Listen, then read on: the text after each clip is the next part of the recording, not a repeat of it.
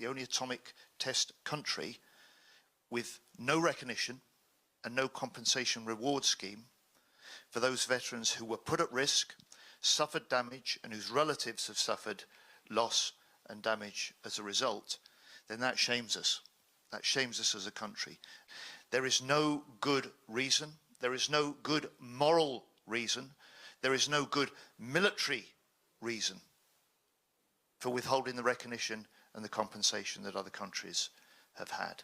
Now, Defence Secretary John Healey, speaking at the Labour Party conference in 2022, pointing out that the UK is the only atomic test country with no recognition and no compensation reward scheme for those veterans who were put at risk, suffered damage, and whose relatives have suffered loss and damage as a result. The Defence Secretary rightly points out that shames us as a country, and we have to fix it. But now in government, campaigners have labelled a promised inquiry into evidence of troops used in radiation experiments a sham. If you're not yet familiar with one of the greatest outstanding injustices of our time, hold on to your seats. There was a white flash. When this takes place, thousands of tons of atomized earth, stone, brick and steel are sucked up into the mushroom cloud and become highly radioactive. We saw this huge ball of burning flame, and underneath it was this white tail following it up. There was a big, thick, black line hurtling toward us, and it hit us. Between 1952 and 1967, an estimated 22,000 UK troops were involved in 45 nuclear weapons tests and nearly 600 radioactive experiments in America, Australia and the South Pacific. It was to become the longest running scandal in British history, a scandal perpetrated by successive governments. My name's Brian Unthank. I'm nearly 86. This is my wife Marion. We've been married 45 years in October. Hello dear. Did you have a good time? Lovely. I was 19 years old when I was posted to RAF Chrysalis Island as a young cook. Not a clue of where I was, where it was, how I was going to get there, what I was going to do. It was just a case of you're going to Chrysalis Island. It turned out to be where the British government tested hydrogen bombs. Around 10% of troops were on national service. Veteran John Morris was stationed on Christmas Island in the South Pacific in the 1950s. I was there for 4 atomic bombs. The nearest was 20 miles away. And I had a pair of shorts, a shirt on and sunglasses. And it was like sitting in the centre of the sun. Today, only 2,000 or so, most in their 80s and with chronic health problems, still survive. They report high rates of cancer, blood disease, birth defects, miscarriage and infant mortality.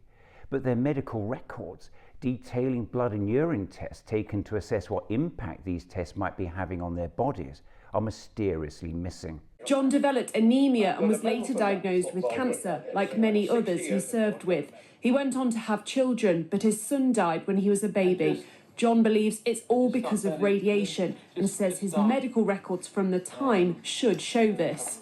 I know for a fact that I had urine and blood samples taken, and they are not recorded. But the MOD suggests they were never taken.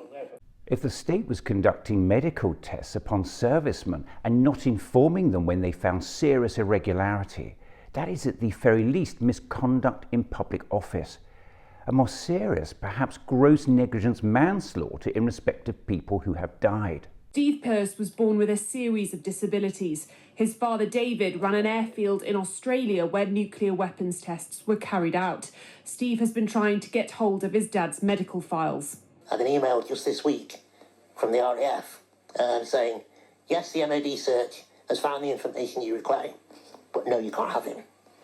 And they're quoting some law about confidentiality. What they're hiding.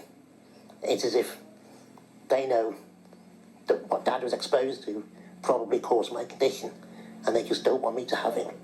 In order to find out what really happened to his father, he's launching legal action along with veterans and other relatives. Despite always having denied it held information about blood testing, the atomic weapons establishment has recently been forced to declassify a top-secret database which contained thousands of pages of information about the program.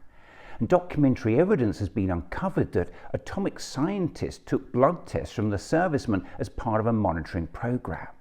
The results were classified as scientific data, which has been used as an excuse to keep them from survivors and families even today. Modern-day defence ministers have refused to publish the advice they've received about these vital records.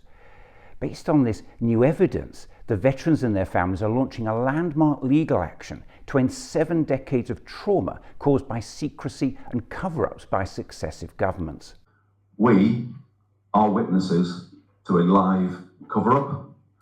We are witnesses to misconduct in public office.